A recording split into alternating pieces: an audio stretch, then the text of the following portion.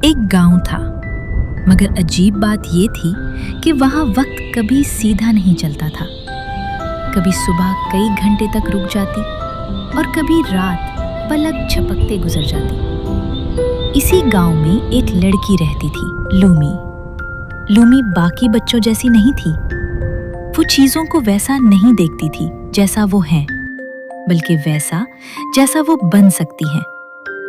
एक दिन लूमी ने जंगल के किनारे एक दरख्त देखा, मगर वो दरख्त सांस ले रहा था।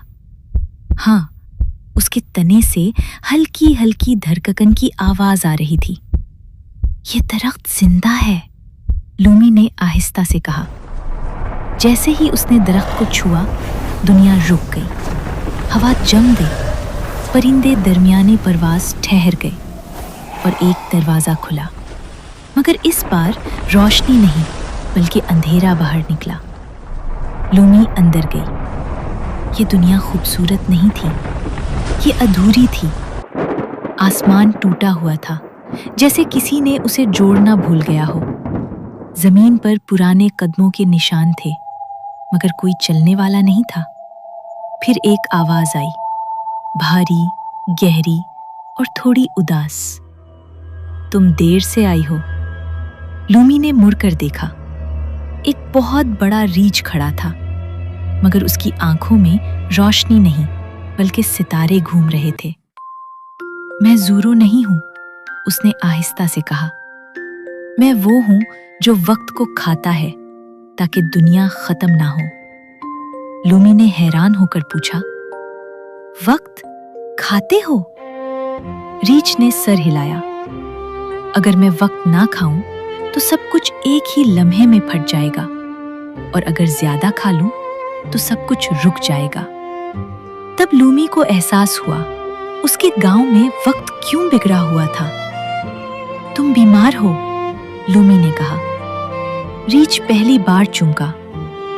किसी ने कभी ये नहीं कहा। लूमी ने इस दुनिया में घूमना शुरू किया।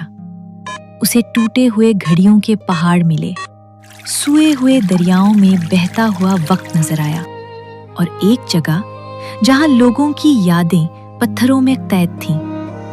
आखिरकार उसे सच मिला। रीछ वक्त नहीं खा रहा था, वो लोगों के भूले हुए लम्हे खा रहा था। जितनी ज्यादा चीजें लोग भूलते, रीछ इतना ही भारी, उदास और खतरनाक होता जाता। लूमी वापस रीछ के पास आई।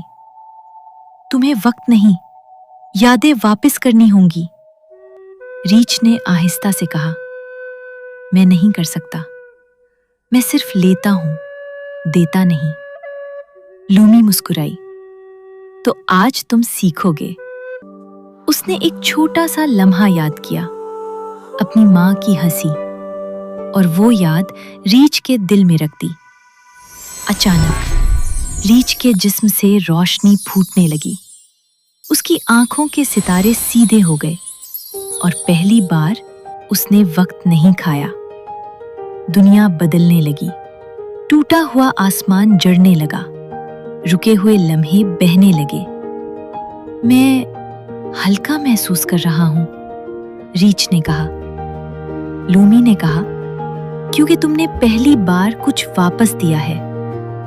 जब लूमी वापस अपने गांव आई, वक्त ठीक चल रहा था, मगर अब उसे एक राज मालूम था कि कहीं एक ऐसी दुनिया है जहां एक रीछ रहता है जो अब वक्त नहीं खाता, बल्कि लोगों की भूली हुई खुशियां वापस करता है।